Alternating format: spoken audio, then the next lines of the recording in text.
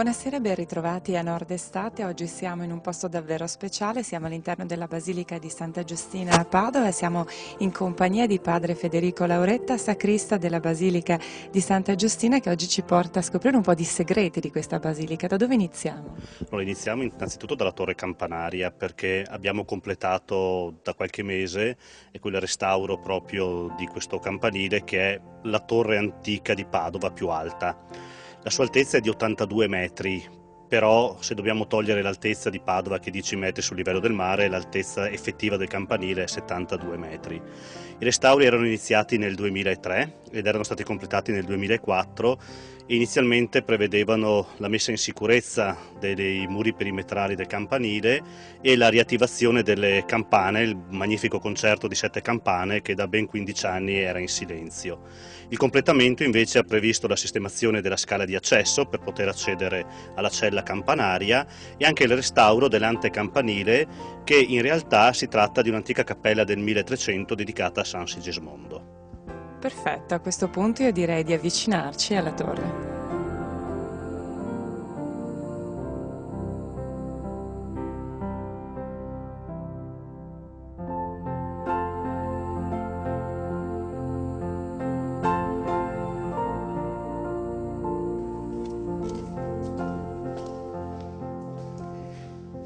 Il nostro viaggio all'interno del campanile inizia da qui. Dove siamo? Ma questa è quella cappella del 1300 che faceva parte del complesso medievale della Basilica di Santa Giustina e che era dedicata a San Sigismondo. Poi con la costruzione della nuova basilica si era dovuto provvedere alla realizzazione di un corridoio che collegasse il coro vecchio, l'abside della chiesa medievale, con l'attuale presbiterio della basilica cinquecentesca. Quindi questa cappella praticamente era diventato un magazzino e viene denominato oggi antecampanile, e infatti tutt'oggi è stato recuperato proprio come seconda sacrestia. Questo mobile che si vede è molto prezioso, è stato restaurato anche questo con i lavori del campanile, perché si tratta di un mobile del 1700 che all'interno conserva ancora le tracce dei sigilli apposti dagli austriaci dopo la soppressione del monastero.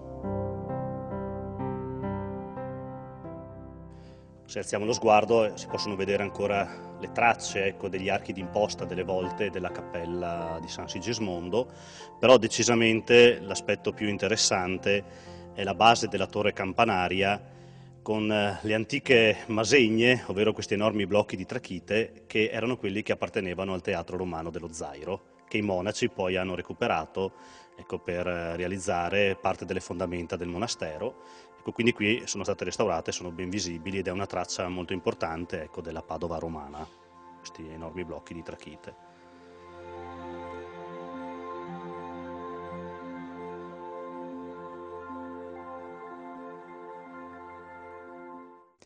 Qui durante i restauri avete scoperto delle cose molto particolari, ce le racconti? Sì, una delle cose più belle di questo secondo restauro del campanile è stata proprio la sistemazione di questo posto un po' angusto, che però richiama un periodo storico particolare del monastero. Si tratta infatti delle prigioni. Può sembrare strano, ma in epoca passata, quando i monaci erano un po' ribelli, ecco, l'abate li metteva in una celletta abbastanza angusta, ecco, quasi sottoterra, illuminata soltanto e solamente da quella finestra, che serviva, ecco, così un po' come cella di rigore dei militari, ecco, per un periodo un po' di quarantena, affinché il monaco attraverso la penitenza poteva tornare alla docilità e all'obbedienza.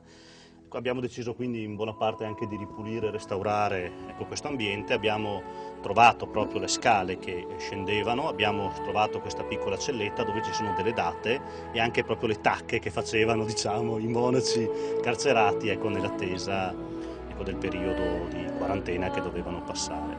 Ecco, però una cosa molto interessante è che nel ripulire una pietra abbiamo rimosso un mattone e abbiamo trovato dentro una busta di plastica con delle foto e delle lettere di un partigiano della Seconda Guerra Mondiale che aveva trovato rifugio in questi luoghi, ovviamente rifugiato dai monaci in silenzio.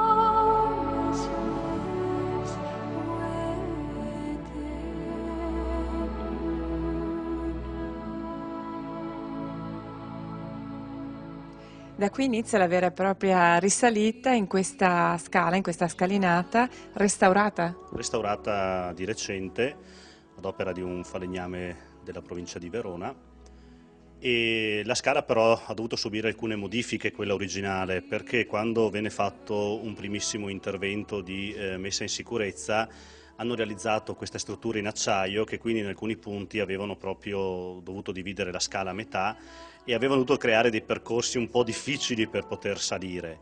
Ecco, il restauro invece ha previsto di cercare di mantenere il più possibile la scala originale nei punti dove era facile accedere. In altri passaggi invece si è dovuto un po' modificare ed ora diciamo l'ascesa è abbastanza facile, ci sono ancora 2 o 3 punti dove comunque bisogna un po' fare qualche, qualche passaggio atletico, però in scioltezza rispetto a prima c'erano anche delle scale di ferro, bisognava anche appendersi una parte dell'impalcatura, cioè veramente per salire in campanile era un'impresa, ora in 10 minuti uno che è ben allenato sale tranquillamente.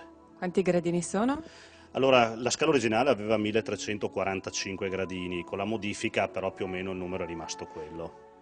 Sarà aperta a tutti? No, questo no. Diciamo che però se troupe televisive oppure qualche fotografo ecco, ha bisogno di salire in campanile, oppure ecco, magari singole persone però che abbiano una motivazione specifica per motivi di studio, ecco, potranno accedere più facilmente, però aprire ai turisti ancora non è possibile.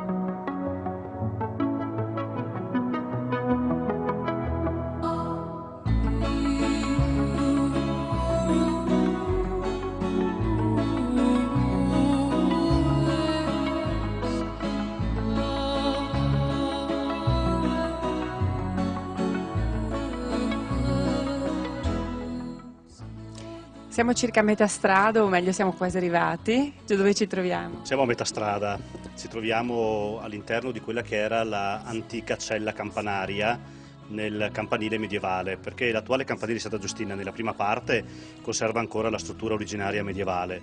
Poi quando venne costruita la nuova basilica cinquecentesca dalle dimensioni veramente notevoli, il campanile risultava più piccolo rispetto alla nuova chiesa, quindi hanno innalzato il campanile di un altri 30-40 metri circa. Ecco, qui nella fase di restauro abbiamo cercato comunque di mantenere le tracce comunque anche degli interventi successivi, ma comunque abbiamo cercato attraverso una breve pulitura di rimettere in evidenza le antiche bifore, ecco, che servivano per dare luce alla cella campanaria. Si intravedono ancora anche le strutture delle volte e l'antico campanile aveva praticamente la punta, non aveva la cipolla come attualmente quello del Cinquecento, ma aveva la copertura a cono, ecco, a punta, un po' tipico dei campanili medievali.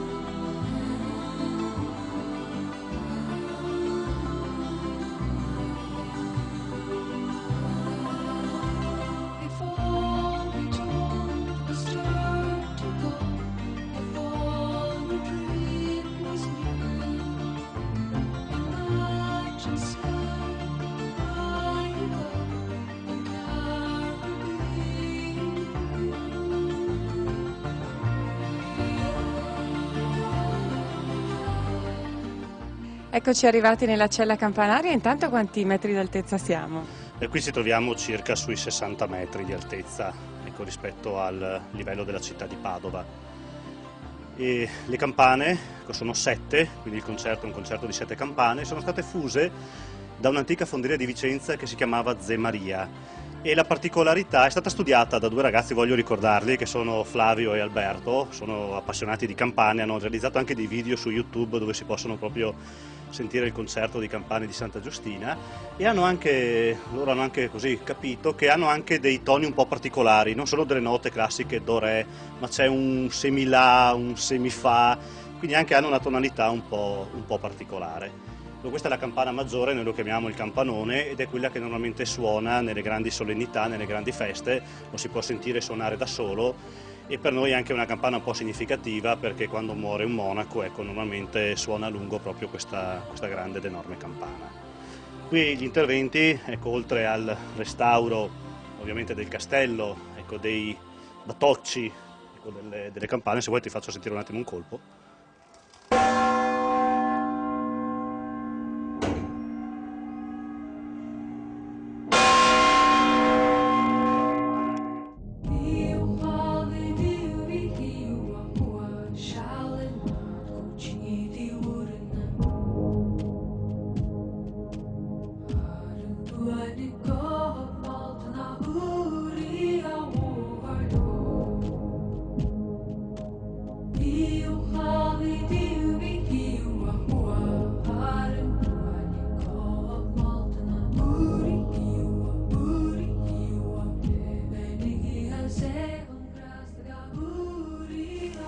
Eccoci arrivati nel punto più alto di Padova, qui stiamo dominando davvero la città. Sì, qui ci troviamo sul loggiato superiore del campanile, e poi se qualche temerario ancora voglia può anche salire per quella scala di ferro e andare proprio sotto la cipolla, ecco, del campanile.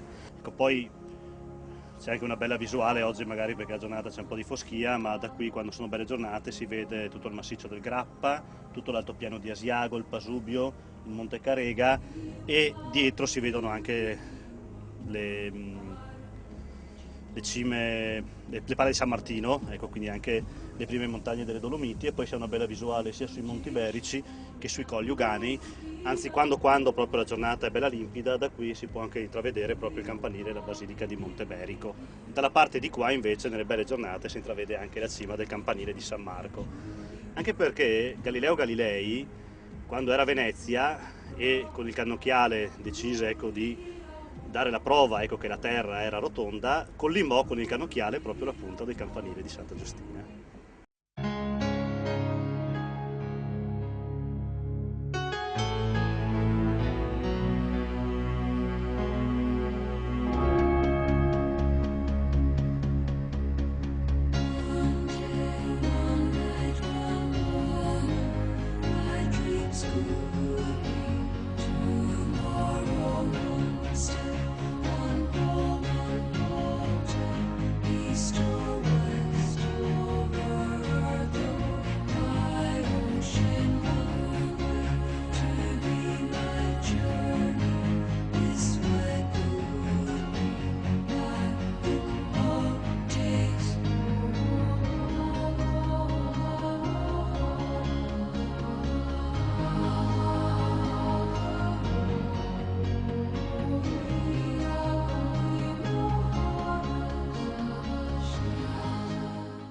Dal punto più alto adesso andiamo al punto più basso, ossia?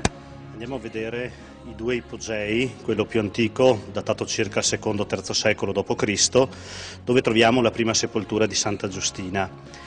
Mi dispiace un po' dirlo, ma tramite questa visita sfateremo un po' alcune leggende che sono state scritte e narrate circa le catacombe di Santa Giustina. Alcuni dicevano che arrivavano fino a Pozzovezzani, altri che arrivavano fino a Pontecorvo, altri che andavano addirittura verso Vicenza. In realtà no, si tratta soltanto di questi due locali. Ecco, c'è un muro spesso e anche attraverso dei restauri che abbiamo fatto noi abbiamo trovato ulteriori tracce di camminamenti. Quindi questo è importante dirlo, adesso a questo punto scendiamo.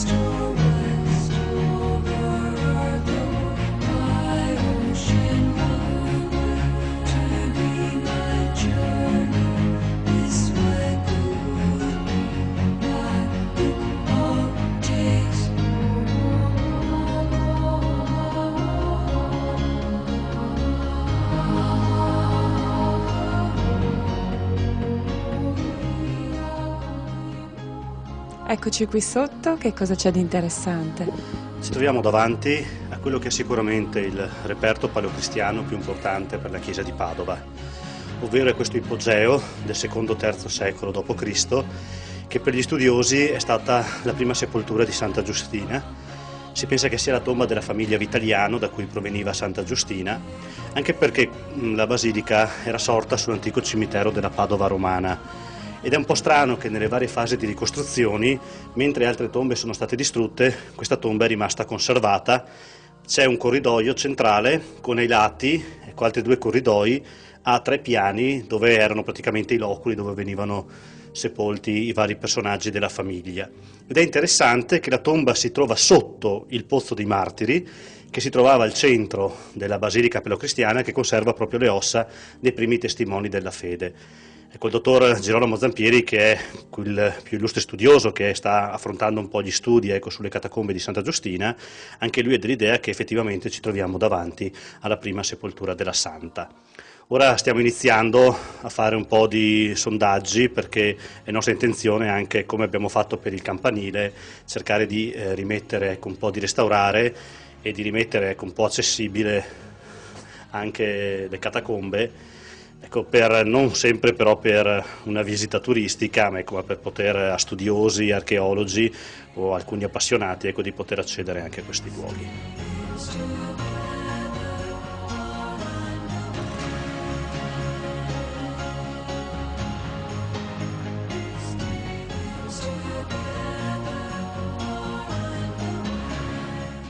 Come vedete questa visita è veramente estrema, nel senso che stiamo facendo l'intervista così abbassati perché ci troviamo dove?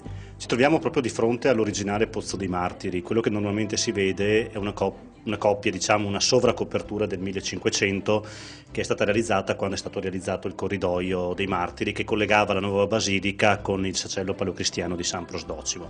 Questo invece è il pozzo originale in trachite paleocristiano, che conserva all'interno le ossa dei primi martiri di Padova, dei primi testimoni della fede, ed è anche possibile, ecco, vedere ancora tracce del bellissimo pavimento mosaico che adornava la basilica paleocristiana di Santa Giustina. Ecco, anche questo ambiente è oggetto di interesse adesso per dei restauri. Anche qui stiamo iniziando a fare dei sondaggi per poter restaurare il pozzo, per dargli anche un'illuminazione un attimino un po' più decente e per poter restaurare veramente questo bellissimo mosaico, che è uno dei mosaici più preziosi che conserviamo in Veneto.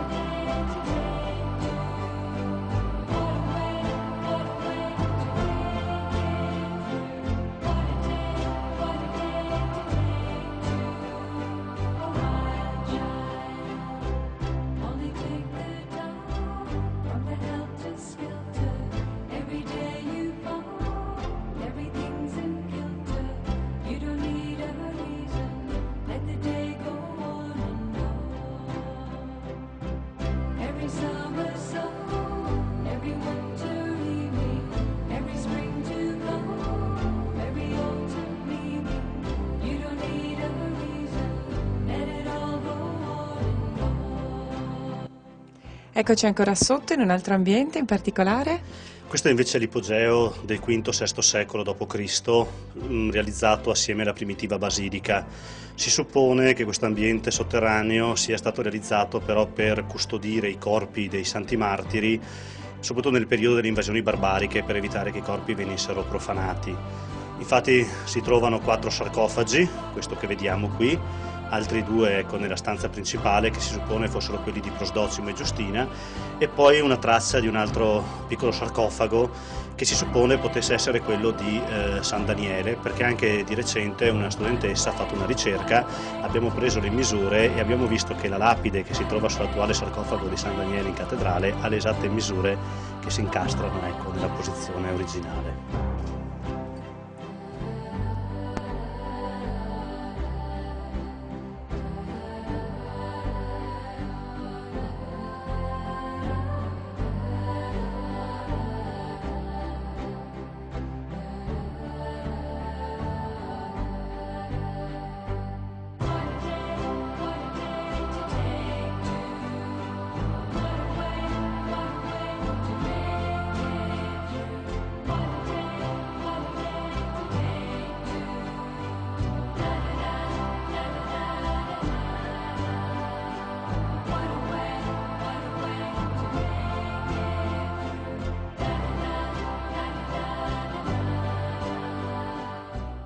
Eccoci ritornati all'interno della Basilica, quindi il nostro viaggio attraverso i segreti di Santa Giustina finisce qui. Abbiamo potuto vedere, diciamo, la parte più alta e la parte più bassa. Abbiamo visto un intervento di restauro, dobbiamo ricordare quanto sia importante per questi segreti, che così noi li abbiamo chiamati, anche i privati, i benefattori che aiutano. Sì, in particolare ecco, dobbiamo ringraziare la Fondazione Cassa di Risparmio e il suo presidente Finotti, poi la società Autostrada Brescia, Verona, Vicenza e Padova, che tramite la provincia di Padova e in un piccolo contributo anche il comune hanno permesso il restauro della torre campanaria, e speriamo ecco, anche nella loro benevolenza per poter proseguire anche nei lavori di restauro, soprattutto ecco, degli ipogei paleocristiani, che sono veramente un tesoro prezioso per quello che riguarda la storia più antica della nostra città. Perfetto, Padre Federico, noi ti ringraziamo per questa visita aperta proprio a noi in modo speciale, ma chissà vedremo in futuro anche ad altre persone, speriamo. Speriamo, ma comunque spero che tornate, perché ci sono anche altri segreti da scoprire, in modo particolare ecco, le coperture, le cupole della Basilica, che è un altro mondo particolare, inesplorato, ma molto molto affascinante. Benissimo, quindi un'altra idea per un prossimo Nord-Estate. Noi ringraziamo i nostri telespettatori, ringraziamo la Basilica di Santa Giustina e Padre Federico Lauretta, ci salutiamo e ci diamo appuntamento a domani sempre con Nord-Estate. Grazie dell'attenzione, arrivederci.